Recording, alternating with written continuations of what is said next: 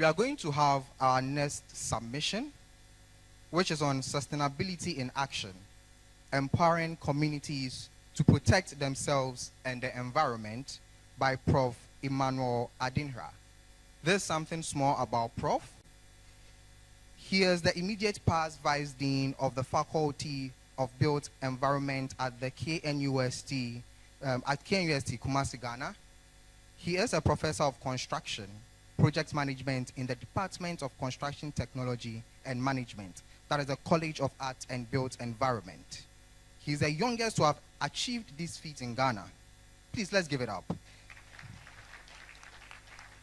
His areas of specializations include construction project management with a particular focus on project health safety, environment, risks and quality management, building service and construction, education and training. He holds a PhD in building technology and has extensive industry and research experience in construction project management. Please, let's have Prof on stage. Thank you. Please, let's clap till he gets on stage.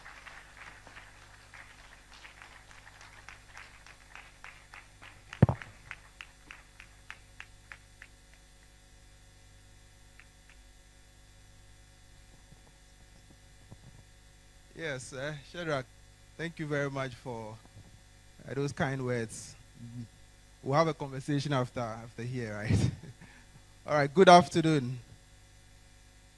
Yes, and the session co-chairs, I hope I have your permission to stand on the already established protocol, yes. And let me thank all of you for your time this afternoon. It's an honor. For me, it's an honor to be invited to speak at a conference like this. And I want to thank the conference chair, my own brother, Professor Adinyira'S. I want to thank him. And yes, let's give it up for him. Such an amazing brother. Yes, and then also thank all the team behind this wonderful conference. I want to thank all of you for your time this afternoon also. All right, yes. So I've been asked to speak for only 15 minutes. I'll try and do that. Usually when you come back from lunch, was that lunch or snack? I'm not too sure about that. Usually when you have taken food, then you don't want to be bored with too much talk, right?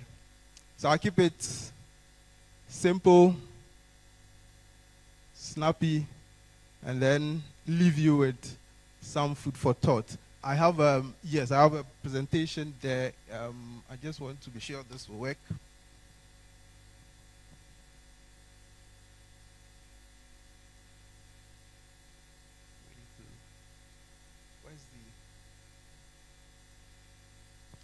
But before I come to my presentation, let me also bring you warm greetings from the Faculty of Built Environment at KNUST. That's where I work. And yes. Okay. Yeah, we can go on with this one. The thing there, it's a video, so if the guys can just play the video for me. So this is where I work, and we consider ourselves the foremost, built environment faculty in Ghana, and certainly one of the foremost in Africa, and I dare say globally, right? And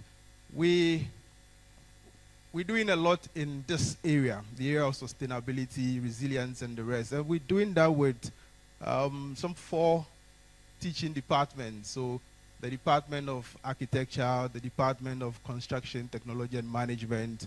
We have the Department of Planning, and then the Department of Land Economy. And we have a very vibrant research center as well, the Center for Settlement Studies, right? And a lot of, if you saw that video, you would see that our location is interesting. Physically, we are basically at the intersection of, the very well-planned campus of KNUST. And then, behind us is, I want to call it a funny development in the Adinyira'S community. Chaotic, but sprawling. We are there. If you saw the video, I don't know what's going on with that. Are you able to? Yeah, you would see that because of our location, I consider everything around us as a living lab to teach and discuss the issues we are discussing in this conference, the issues of sustainability. Right, so I want to talk about my pet area now, some sort of a crusade I am on. And so I call it a movement. This is turning into a movement. And anytime I say that, I'm careful to say this is not the butterfly movement, which now is turning into a political party and all that. No. But it's a movement to empower the communities to deal with this issue of sustainability, because that is where the solution is. It is not really in the boardrooms and the rest, in my view. It is in the community. So I'm on that movement. But the last thing about my faculty is to also say that we are proud of our legacy. We are making big impact in Ghana's development, in Africa's development, and in the global development space. So we are very proud of our legacy. We want to keep improving. So we're happy to engage with the institutions here, the individuals here, and see where we can work together as a faculty, as people interested in the environment, right? So that is me selling my faculty. Now we can go on to my presentation. It will be very brief. I'm going to start by just giving you some facts from the Sustainable Development Dashboard. These are global facts, just to put a few things in perspective. I'm going to do that. And then I would come to tell you why I think we need to go beyond the rhetorics. We need to go beyond the talk. We need to go beyond the slogans to real action. I'm from construction, so I'll show you a few examples of why I think we are just doing sloganeering and not really going to the heart of the issue. And then I would conclude with my call for action, right? So that's basically what I want to do. I really need this to work. So if the lady can help me, your pointer is still not working. Okay, so the guys will control it from there.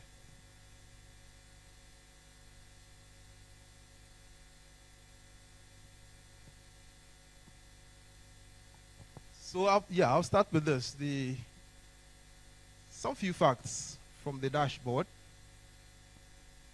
And this is me looking at the 2024 SDG dashboard. So they're yet to release the 2025 dashboard. So every fact I'm putting across is coming from the 2024 dashboard. It's working now. Thank you very much.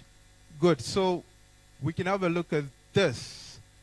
Globally, we are not on track to achieve any of the SDGs, any of the 17. Globally, we are not on track. Despite all the talks, all the conferences, all the conventions, and all the gatherings, we are not on track. What we see is a worsening trend in hunger, in environmental performance, and in health. And all of this is in the midst of funding shortfalls and geopolitical strains. Now, if you look at Asia, Africa, and the rest of the emerging regions, we are faced with a massive $4 trillion annual investment gap in SDGs. In Asia alone, less than 10% of measurable SDG targets will not be met if they go on with the current trend of funding. The global sustainability-linked bond market totaled $3.8 trillion at the end of 2022. And only 15% of these issued bonds were actually from developing countries, and that includes virtually almost all of Africa. So I always say this on my crusade, that considering our limited progress towards achieving these SDG goals, and the fact that we have only barely 5 years to the end of the targets, what must we do differently? Because we have only 5 years to 2030. What must we do differently? I say perhaps we focusing on the AU's Agenda 2063, with its linkages to the SDGs, provides a framework to help us look beyond the 2030. But this notwithstanding, something must change in our approach. Otherwise, we will go 2063 and we'll come back to make the same points we're making today. Something must change. So I make this point that we must go beyond mere rhetorics to real action. And moving beyond rhetoric to real sustainability in action means closing the gap between what we say and what we actually do. We must bring real meaning to all the beautiful slogans out there. The sloganeering is fine, it's great. I've seen quite a number of exciting slogans, right? But really, what has that done for our progress towards achieving these SDGs? So I think we need to do something different. Now let me back this with a few of the slogans I picked whilst just putting together this PowerPoint. All right, so you can go to the next slide. I just want to pick on a few of the slogans. All right, so you see this one. It says, and I'll quote, "Strong communities make a strong planet." That's the quote. Beautiful one. And I'm sure we all agree with the import of that quote. But I'll make this point. You can go on to the next one, the next point there. We say this all the time, but our actions only focus on building strong organizations and not strong people and communities. And we need to watch that. Beautiful slogan, but our actions are pointing to something else. Another one I want to show you is this point.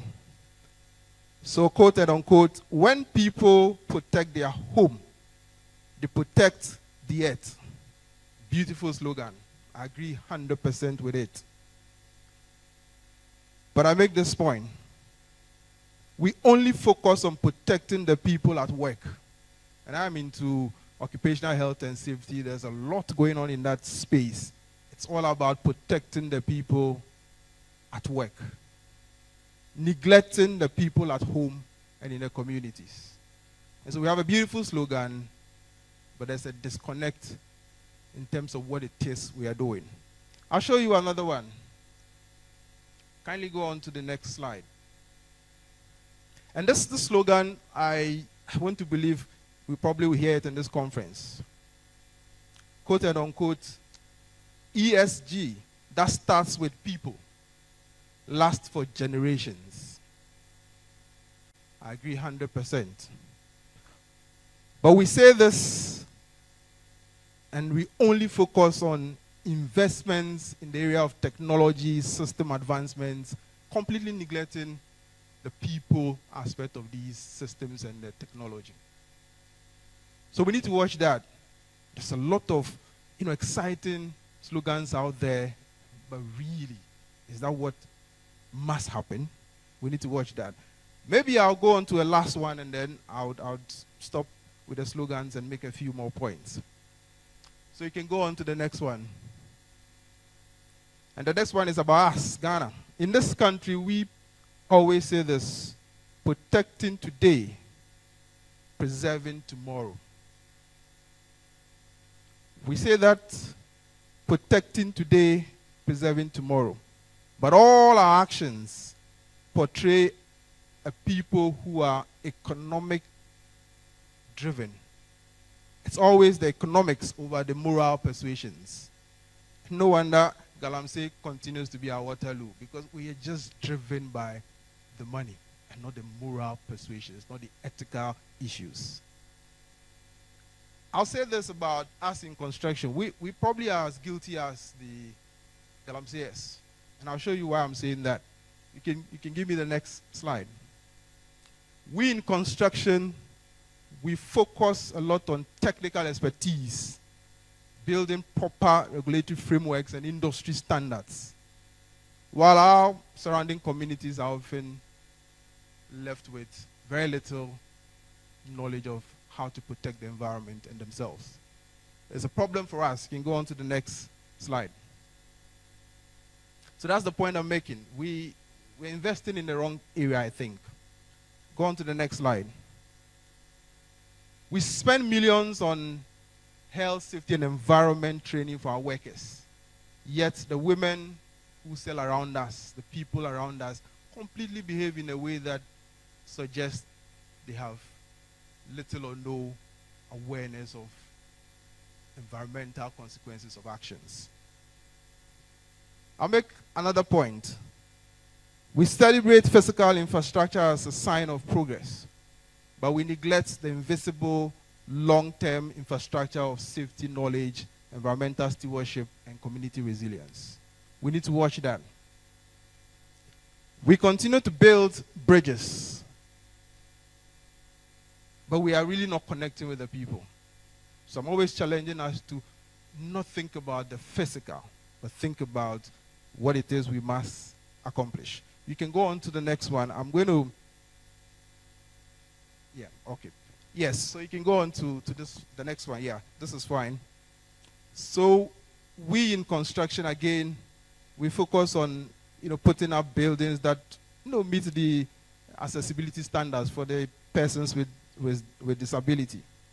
But we watch our communities become less and less inclusive. Our activities continue to create a community that is less inclusive for these persons with disability. So what must change? So this is where I'm going to make a few calls for what must change.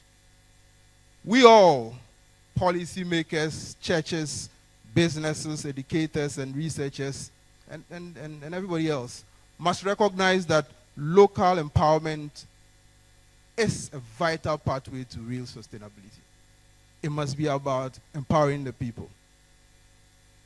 Through knowledge transfer, organizations, individuals can transfer knowledge that will make our communities safer, will make our communities healthier and more sustainable.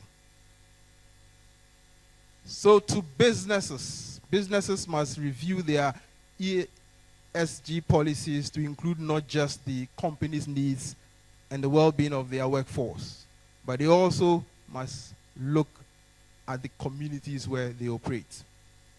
Such policies must move beyond frameworks and targets that foster nothing that reflects the context.